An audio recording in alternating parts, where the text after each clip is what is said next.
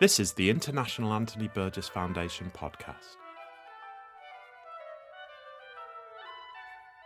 Anthony Burgess was one of the most important and prolific British writers of the 20th century. Most famous for his dystopian vision, A Clockwork Orange, he wrote 33 novels, 25 books of non-fiction, and over 250 musical compositions. This podcast aims to illuminate Burgess's life and work, and his connections to other 20th century literature, film and music. So join us as we explore the world of Anthony Burgess.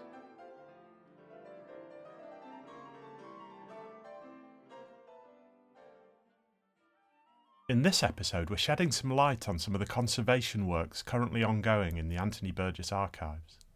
Andrew Biswell speaks with David Govier, an expert in the preservation of audio recordings at Manchester Central Library, who has been exploring ways in which we can preserve and digitise the Burgess Foundation's large collection of reel-to-reel and cassette tapes, some of which have not been heard for 50 years.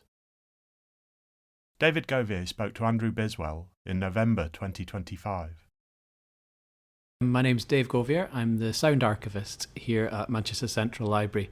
What I do is try to preserve, conserve and make accessible the sound archives that we hold here in the library. So a large part of my job is digitising tapes and making them available on the ground floor in what we call the sound and vision pods.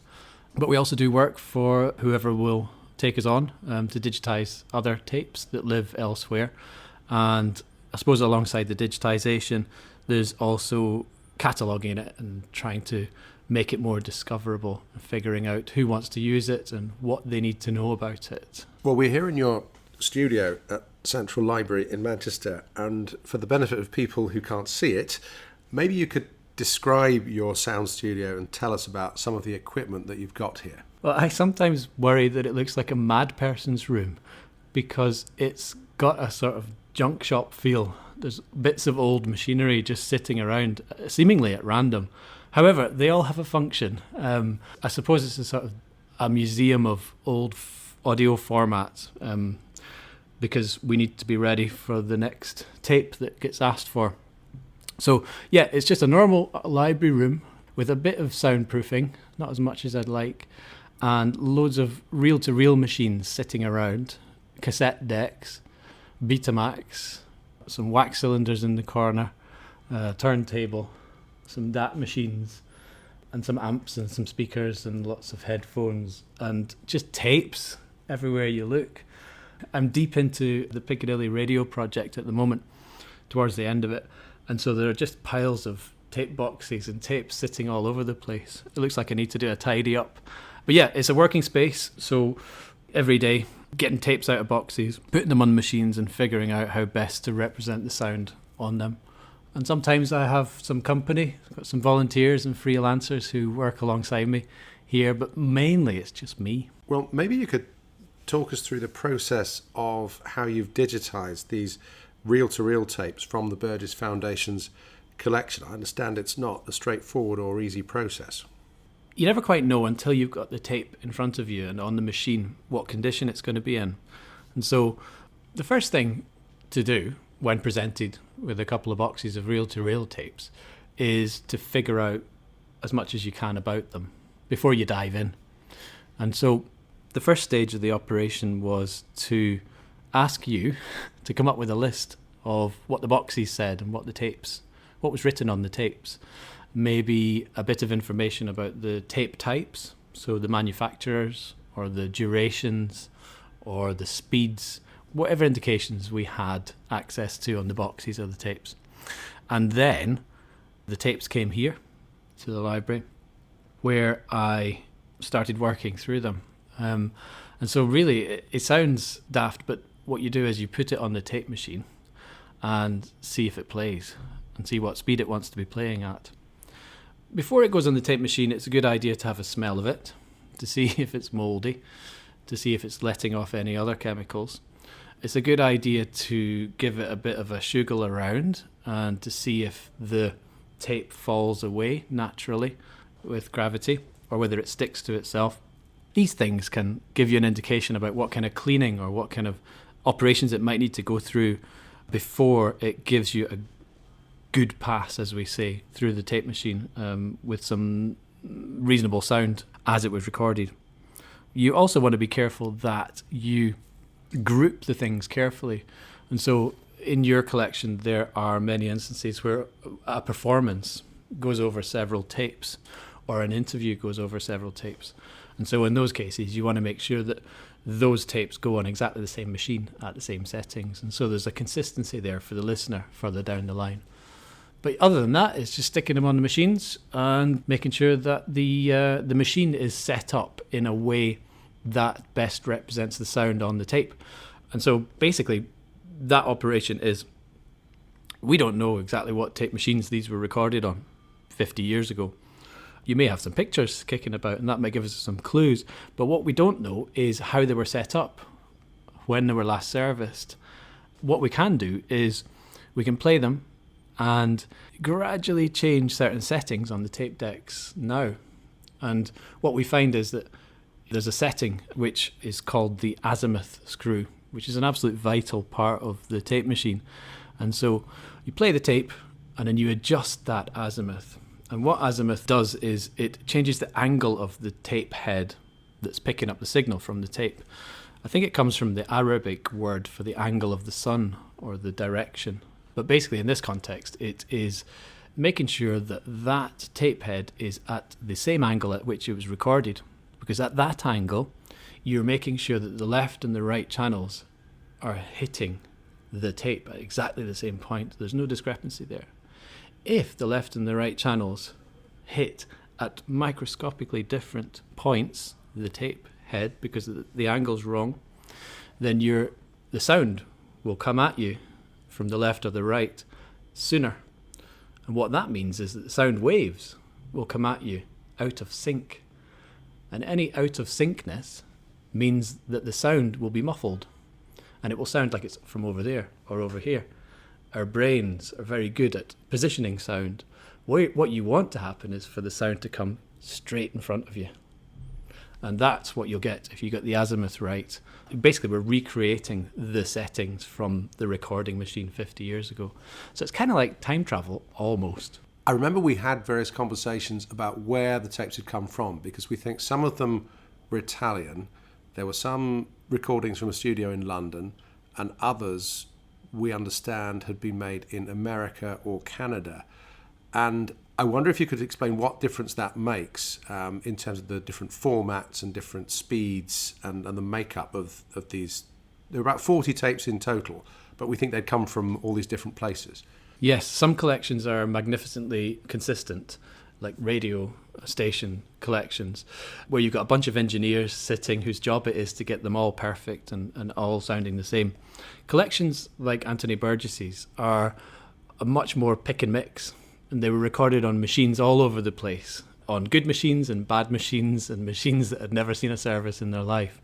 And so the domestic machines, which may have been recording in the home, very intimate recordings of piano recitals or just conversation in the home, or preparations for lectures and things like that, they would have been recorded on domestic reel-to-reel machines. And those machines would have been not the best, and they would have been running at slow speeds of perhaps 3 3/4 inches per second. At that speed, you can get lots of audio onto one tape reel, but the quality is not as good as the higher speeds, where you, for that same second, you might be getting 15 inches of tape to record it onto. And what that means is that it's lower quality, but also you can get lots of audio onto the reel. And in some cases, in your collection, I think there were a handful which were actually recorded in quarter track format. Most of the stuff was in half track format, and that means that you've got two sides to the tape. You've got a forwards track, mono, and a backwards track, mono. So for one 45-minute tape, you've maybe got an hour and a half of mono audio, or 45 minutes of stereo going one way. But in quarter track, what you've got is 4 tracks on the play head or the record head. And there you could either have 4 45 minutes worth of mono audio going forwards, backwards, or you could have 2 stereo sides of 45 minutes each. So it just depended on what your budget was for tape and how much you were trying to cram on there and what compromises you can make in terms of quality to do that. So like I say, it's a mixed collection, which makes it very interesting for the digitizer because you're always changing the settings, you're always trying to work out what's going on in the sound, whether the wonkiness of the sound comes in source or whether there's something that you can do as a digitization engineer to make it better. We've also spoken about this problem with old reel-to-reel cassettes of the tape becoming sticky over time. It sort of degrades. And how do you cope with that? Because I mean, obviously what you don't want is a lot of gunk on your tape heads as you're playing it. So what's the solution if the tape is sticky or degraded? If it sticks to itself, if it's not falling away cleanly, then it's a good indication that it's become sticky. And so what we tend to do is we bake it, which sounds a bit drastic, but I hasten to add we're not putting it in a kitchen oven. What we're going to do instead is stick it in a dehydrator, a food dehydrator, just like you would with mushrooms or whatever else. So you stick it in your dehydrator overnight at 55 degrees C, and that will gently dry the tape out. The tape that suffers from stickiness generally was produced in the 70s and 80s and had a backing on it. Now that backing was useful because it prevented print through, where the signal travels along the spool over time and you get echoes either of what's coming next or what's just been. You want to avoid that, so they introduced this backing. Unfortunately, the chemical components in the backing weren't always such that it would survive 50 years of moist environments like what we've got next to a canal in Manchester, perhaps. And so what happens over time is that the tape, if it is one of these sticky tapes, will just breathe in all that moisture. The backing will degrade over time and it becomes a bit goopy and it sticks almost like glue. And what happens when you press play is that goo will leave itself on the play heads, and it, as the tape goes through, leaves more and more on the tape heads, and it becomes more and more muffled. It sounds like it's coming from inside a box, and you lose all the high frequencies. It just sounds horrible. And if you leave it running long enough, it might actually stop the motors, such as the friction that it's pulling against. And so it damages the equipment, but for the purposes of audio archiving, it's terrible because you get a terrible signal. You don't get the clarity that was recorded into the tape. And so some of the tape manufacturers, Ampex in particular, did some work. Think about 1990, they figured out this was a problem that was affecting tape stock all over the world. And they investigated how to treat it. And they suggested that a gentle bake was the way to go. I tend to bake the tapes for about 12 hours overnight, and then once they've cooled down the next day I will put them through the machines. That's enough at this point. But bakes over time Ampex were suggesting in 1990 that a 4-hour bake would do. But over time the stickiness has progressed more and more, so now we're looking at about 12 hours. It's interesting to think about what the future holds for sticky tape stock that hasn't yet been digitized. Will this technique still be possible? Will we have to bake for longer? Or what stresses does that put on the tape? And so that's why experts in the field recommend getting your tapes digitized as soon as possible. You've also done some work on a sample of the audio cassette collection, I think 72 tapes, which is about 10% of the overall collection. And I wonder if you could tell us what are the differences between digitizing reel-to-reel tape and when it comes to working with audio tapes? Reel-to-reel tapes are an older technology, but they're 1/4 inch and they're quite robust tape. So you've got lots of room there to record your signal onto. And the machines were made well. They were beyond most people's budgets. Cassettes were introduced in, I think, about 1964 by Philips, the Dutch company. And they were an attempt to consumerize tape. And so what they did was they shrunk that width of tape down to 1/8 of an inch. So you got less to play with there. And the tape's much thinner. And the decks that were made to play it are aimed mainly at the consumer market. And so, in general, the sound that you get off a cassette is not as clear as off a well-recorded reel-to-reel. There's a bit of hiss in there that those of us of a certain age will instantly recognise and maybe appreciate. It adds a quality to the sound that immediately helps you identify the era that it was recorded in. So cassette I would consider as a sort of consumer medium, and it was recorded by people at home, recording off the radio or recording musical performances or recording family events. It's a very intimate format, and so you get a wide variety of people having access to be able to record in that way. There are problems of cassettes where if the machinery is not well maintained or if the tapes are damaged, then you can have quite catastrophic breakdowns in the transport where the tape will eat itself. The machine will eat the tape and it's pretty much unrecoverable. So crumpled and tangled does it become. So you have to keep an eye open while you're digitizing them, and that's why I always have the windows on the cassette decks open to the air while I'm recording, because you can hear problems approaching before they become critical that way. If the window on the cassette deck is closed, then you don't get as much of the machinery. There's a lovely smooth hiss as the tape's passing when things are going well. There's a kind of clicking which sometimes tells you that something's about to happen, so you can press stop before it gets really bad. Whereas reel-to-reel is much smoother. The transport is less fragile, and so these kind of problems are less common. So yeah, there's pluses and minuses as well. Reel-to-reel is more prone to becoming damaged by the environment because it's an open tape reel.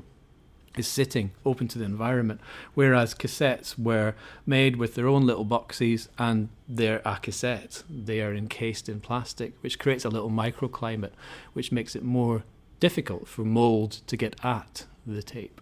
I think some of the Burgess cassettes had deteriorated over time, the internals. You said you'd had to rehouse some of them. Tell us why that was. It's a mixture of things where you have to rehouse a cassette. Usually it's down to the pressure pads, which hold within the cassette encasement, they hold the tape flush with the tape head when it's in the machine. They can become damaged and dirty. And so what often we have to do is either replace the pressure pads or actually take the tape out and put it into a new shell with a lovely clean pressure pad, which will do its job. We had to do that a couple of times, I think, with your cassettes. Yeah, if there's loads of dirt in that shell, sometimes you're better just starting again. And are there any other challenges you've found in preserving and digitising the Burgess Foundation's collections of audio tapes? With the home recordings, as it were, so not those recorded by engineers in studios or concert halls, those recorded at home, it's sometimes difficult to find that correct azimuth point, the angle of the tape head, because they were recorded with internal microphones in little cassette decks. The microphone might not have been pointing in the right direction of the piano, and so it's sometimes tricky to sort of tune in to the correct point of that. And so basically what I'm saying is that there's not a good point on that recording. So they can be really tricky to be sure you've got right, whereas the well-recorded stuff, it's much easier to get that adjustment correct. So that's one of the things that I found. There was one, I don't think we had to bake any of the reel-to-reels, but there was a Chinese language instruction tape in the reel-to-reels, and it was suffering from something that we call scrape flutter, which is where the tape has, maybe it's lost some of its lubrication. So as it's passing the tape head, there's a friction that shouldn't be there. And that friction represents itself in the sound as a horrible high frequency distortion, almost like a digital effect. It makes a normal voice sound like a demonic wail, a sort of Halloween type sound. So it's instantly recognizable. And in some cases it needs a bake, and it's an indication that it's a bit sticky. In other cases it's just to do with that friction, and actually baking doesn't help. I think in that case, what I did was it was a short tape, and so it was easy enough to do this. I rigged up cotton bud soaked in alcohol with a constant drip of alcohol onto it as it passed the tape head. And so that tape was being refreshed with isopropyl alcohol at all times when it was in contact with the tape head. And that lubricated the tape enough in order for that scrape flutter not to interfere with the clarity of the sound. So it's quite an operation sometimes, but it's worth it to get it right. I wonder if you could give us a very broad summary of the material from the Burgess collection that you've listened to so far, and tell us maybe what kinds of recordings did the Burgess family make? It's a grand mixture of musical conversation and events, I would say. So lots of readings, lots of performances, lots of preparatory recordings where he's trying to get it right in the house. Some really lovely bits and bobs where there are fights almost over the tape recorder and how best to operate it, and some excellent swearing in the background on this subject. And so I suppose what I would say is it's lovely to listen to because it gives you, as a listener, a little window into the preparation for these performances, for these publications. It gives you a sense of the people who made them and what their lives were like behind the scenes. It humanises, as sound so often does, especially with unedited sound. You get all the humanness behind the scenes. You get all the problems. You get all the arguments. You get a sense of how that day was going often, which is just lovely, I think, and adds a lot to how we understand artists and authors and any creative endeavour.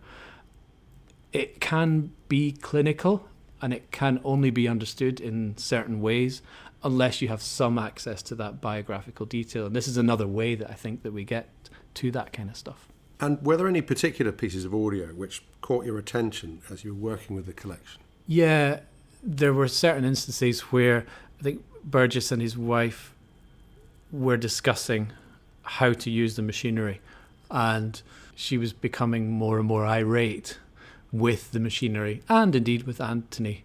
They were hilarious.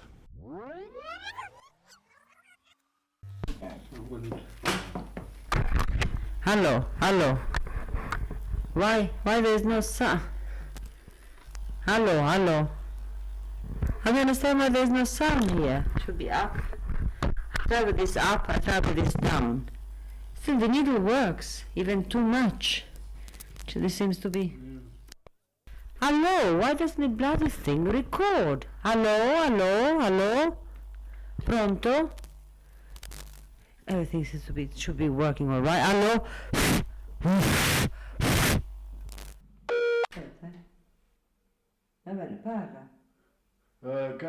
Can I speak from here? Yes, see? Right, can I start now? See? Very good. Some of the sort of question and answer sessions, I think some of the readings were done in pubs, and there's a lovely atmospheric to that. Obviously, they're not very well recorded, but I think it's worth that trade-off to get an understanding of what the event was like and who was there and how they were reacting to things. So they were nice, the sort of out-and-about recordings. There were some recordings where it was telephone interviews, and they're fascinating because the sound on them is terrible because you're getting quite a limited range of frequencies. So it's very, very representative of, throwaway communication by phone these days. There's all sorts of horrible things that we take for granted through talking on mobile phones these days. But yeah, the ring of the landline, the banging of the buttons, and the staccato rhythms of the Italian, the cafe waiters being instructed, or the taxi driver, or whoever it is who's being instructed. They're just lovely little snippets of audio, which I think they might not be of any obvious use right now, but I can imagine them in future being really useful to the foundation as colour for productions and performances, which kind of put you in place. If this is an Italian theme evening that you're having, I can see them being really useful for that kind of thing. There's a lovely recording that's come out of the reel-to-reel collection, which I wasn't expecting to find there at all. The situation is that their son, the Burgess' son, has come back from school. He's quite young at this point. He's probably, 7 or 8, something like that. And he's learned a new song at school, and Liana's put on the tape machine. She says, "Sing us your song." He doesn't really want to, and then eventually he does. And then his father joins in on the harpsichord. And there's something really interesting about that, because it gives you a snapshot of how one of the things that was going on in their house, I think in Rome, where they lived in the early 70s. There's something there which adds to what we know. We've got a very detailed photograph collection, but to be able to put the audio together with that, I thought was fascinating. And I'm sure there will be more as we explore the collection more fully.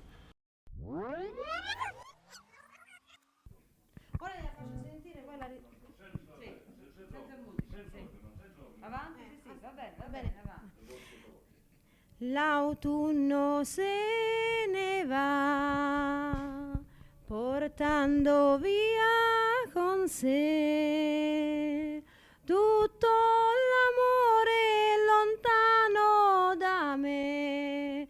La primavera è qua, sono tornate a fiorire due rose, son come dolci promesse d'amore, or due farfalle che volan serene.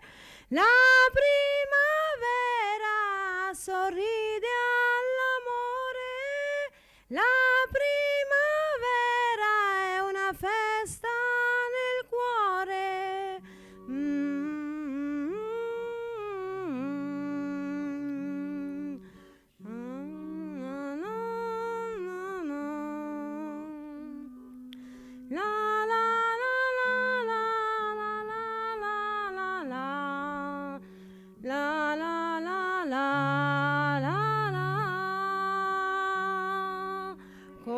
Passo lieve mi prendi la mano e mi conduci tra i pascoli in fiore.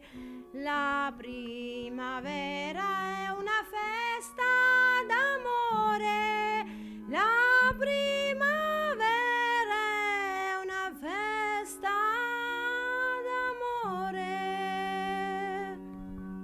Sentiamo. Audio like that of family environments it can be really valuable.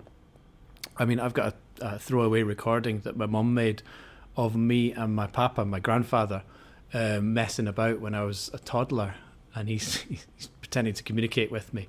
But it's just so lovely to hear his voice, because he died when I was 7, and I've got some memory of him, but it's absolute gold dust. So that these recordings mean an awful lot to the people in them, but also their families and those who are trying to understand the works too. One last question then is really what needs to happen next. What other work should we do to make this collection more discoverable and more accessible, do you think?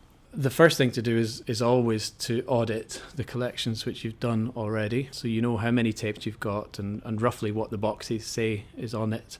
And the next thing to do is to sample, digitise, and to get a sense of what condition things are in and what problems might be thrown up in the digitisation of the material.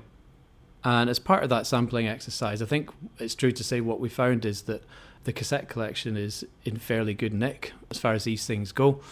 Lots of different recording styles, lots of different manufacturers of tapes, which keeps you on your toes, but in general they were in good condition. There were very few that were unrecoverable.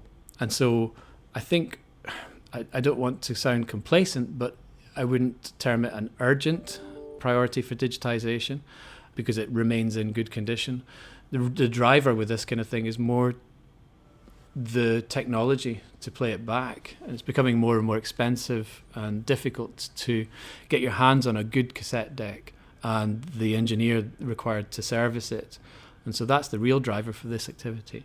So I think what we found out is really positive, and you're good to go whenever you can find the funds required to digitise this massive collection. And I think what we also know from the content that's come off of the tapes is that this is really insightful stuff. It's unique recordings behind the scenes. There's a great value there, I think, to the foundation. And so I would encourage you to crack on with the rest of the job. Well, thank you very much, and thanks for all the very good work you've done so far on this project. It's a pleasure to talk to you. Likewise, it's been a real eye-opener dealing with this collection.